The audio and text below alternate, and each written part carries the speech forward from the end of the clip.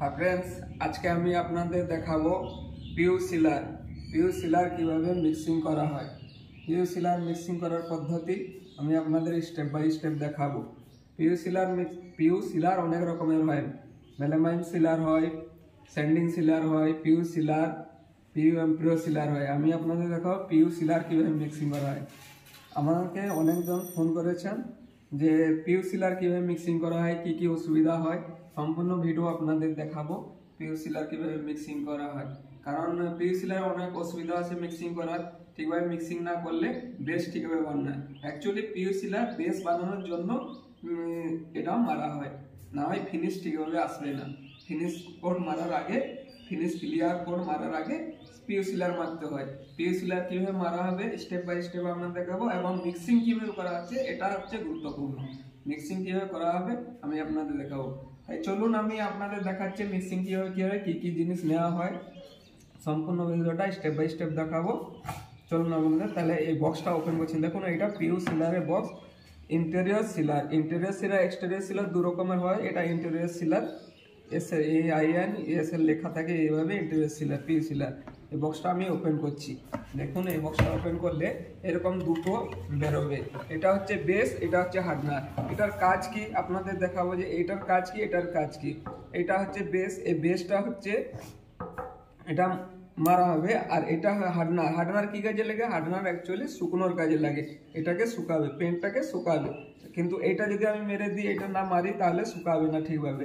ঠিক আছে, তার সাথে আমরা এই যে এটা মিক্সিং করবো থিনার। এই থিনারটা কি কাজে লাগে? থিনারটা লাগে অ্যাকচুয়ালি পাতলা করার জন্য। তাহলে থিনার আর বেস আর হার্ডনার তিনটে একসাথে মিক্সিং করতে হবে। তার সাথে ওয়ালনাট কালার নিতে হবে। কালার নেওয়ার কারণ হচ্ছে এই কাঠটাকে ম্যাচিং করার জন্য কালার নেওয়া হচ্ছে। ঠিক আছে, চলুন তাহলে আমরা মিক্সিং করছি, তিনটে মিলিয়ে এভাবে মারতে হবে। চলুন মিক্সিং করার ভিডিও আপনাদের দেখাচ্ছি। এই দেখুন আমরা এটাকে সিলটা কেটে নেব। সিলটা কেটে নিয়ে এটাকে খুলে নেব, টাইট থাকে প্লাস্টিকটা। এই যে এটার হার্ডনারটা আমি ঢেলে নিলাম, সম্পূর্ণ ঢেলাম। যেভাবে যতটা ইউজ করবে ততটাই হার্ডনার ডালবে। ঠিক আছে, এটা বেস, এটা 200 ml হার্ডনার থাকে, বেস থাকে 800 ml, দুটো মিলিয়ে 1 লিটার হয়। ঠিক আছে, তাহলে আমি এটা হার্ডনারটা পুরোটা ঢেলে নিলাম, কারণ আমার পুরো 1 লিটারই বানাতে হবে। যারা কম বানাবেন তারা হার্ডনারটা কমই ডালবেন, কারণ হার্ডনার ঢেলে দিলে মালটা 4 ঘন্টার মধ্যে শুকিয়ে যাবে। 4 ঘন্টার মধ্যে আপনাদেরকে এটা অ্যাপ্লাই করতে হবে। ঠিক আছে, তাহলে আমার পুরোটা লাগছে এই হার্ডনার।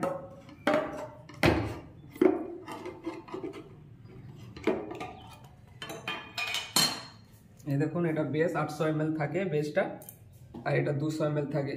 তো আমি পুরোটা ঢেলে নিচ্ছি। এভাবে একটা বোতলের মধ্যে আপনারা ঢেলে নেবেন, কারণ এটা মিক্সিং ভালো হবে বোতলের মধ্যে দিলে। আপনারা যে কোনোভাবে মিক্সিং করতে পারেন, সেটা কোনো অসুবিধা নেই।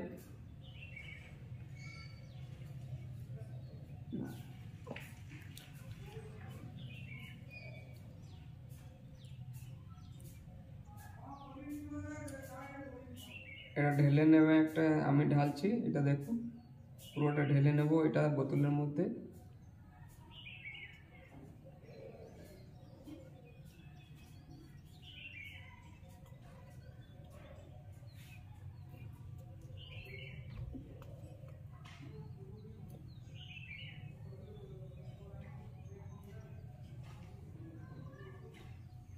এটা ঢেলে নিলাম। এটা এখন হচ্ছে থিনার কতটা নেব। থিনার অ্যাকচুয়ালি লেখা আছে এখানে, দেখুন লেখা আছে, এই যে লেখা আছে দেখুন, wood PU interior exterior thinner 20 থেকে 30%। আপনারা 20 থেকে 30% মধ্যে, মতলব 800 ml এর মধ্যে 200 ml নিতে হবে আপনাদের। 200 থেকে 300 ml, 300 ml নিতে হবে, 200 থেকে 300 ml নিতে হবে। তাহলে আপনারা সিম্পল একটা বুদ্ধি করবেন আপনাদের মাপার জন্য। এটা 200 ml এর একটা ডাব্বা আছে, যে হার্ডনারটা, এই হার্ডনারটা 200 ml আপনারা মেপে নেবেন এটাতে।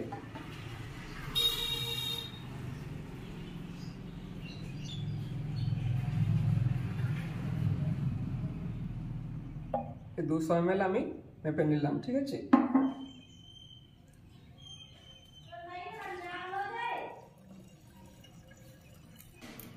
200 ml নিয়ে নিলাম, 200 ml আরেকটু নিয়ে নিলাম, আমি আর 100 ml নিয়ে নিলাম। 300 ml মিলিয়ে আমি এটাকে ঢেলে নিলাম এখানে। ঠিক আছে,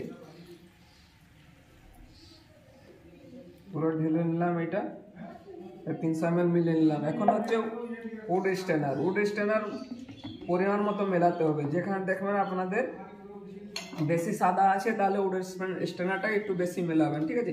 পরিমাণ মতো উড স্ট্রেনার মিলিয়ে নিতে হবে। আমি উড স্ট্রেনার এটা ওয়ালনাট কালার, যে যেমন কালার ডালতে পারে, আমি ওয়ালনাট কালার নিচ্ছি। ওয়ালনাট কালারটা কাঠের সাথে ভালো মিক্সিং হয়, তাই ওয়ালনাট কালার আমি ওয়ালনাট কালার নিয়ে নিলাম। এই যে ওয়ালনাট কালার দেখুন, ওয়ালনাট কালারটা আমি নিয়ে মিক্সিং করে নিলাম। এইভাবে সম্পূর্ণ মিশ্রণটিকে ভালোভাবে ঝাঁকিয়ে নিতে হবে। সম্পূর্ণ মিশ্রণটি ভালোভাবে মিশিয়ে নিয়ে তারপরে অ্যাপ্লাই করতে হবে, ঠিক আছে। এইভাবে সিলার এবং এটা মিক্সিং করতে হবে সম্পূর্ণ সবগুলো মিশিয়ে। কিন্তু এটা ধ্যান রাখতে হবে এটা যেন 4 ঘন্টা না পেরোয়। 4 ঘন্টা পেরোলে শুকিয়ে যাবে। 4 ঘন্টার আগে এটাকে মেরে নিতে হবে, ঠিক আছে। এইভাবে মেলাবেন, ঠিক। কীভাবে অ্যাপ্লাই করতে হবে পরে দেখাচ্ছি। ঝাঁকিয়ে নিতে হবে মিশ্রণটিকে ভালোভাবে যেন মিশে যায়। মিক্সিং করে নিতে হবে সবগুলোকে।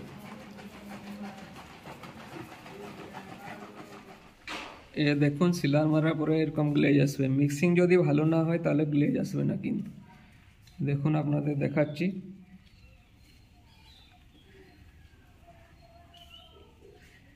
গ্লেজটা দেখুন, এভাবে সুন্দর করে গ্লেজ আসবে।